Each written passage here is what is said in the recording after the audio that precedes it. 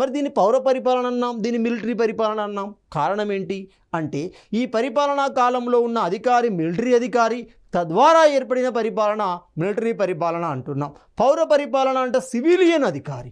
Civilian అంటే భారత ప్రభుత్వంలో వివిధ హోదాలలో ఉన్న వ్యక్తి, ఒక ఐసిఎస్ ఆఫీసర్.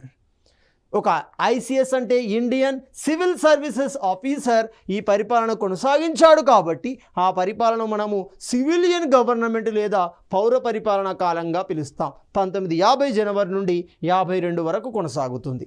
క్లియర్. ఇప్పుడు చూద్దాం మరి మిలిటరీ పరిపాలన ఏ విధంగా కొనసాగింది.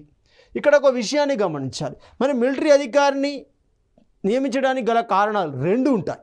ఇక్కడ ఒకటో కారణం ఏంటి అంటే మిలిటరీ సాంప్రదాయం ప్రకారం ఒక ప్రాంతాన్ని కానీ ఒక రాజ్యాన్ని కానీ ఆక్రమించే సందర్భంలో క్రియాశీలకంగా ఎవరైతే వ్యవహరిస్తారో, దాంట్లో క్రియాశీలక పాత్ర ఎవరైతే పోషిస్తారో అతనిని దానికి అధికారిగా నియమిస్తారు.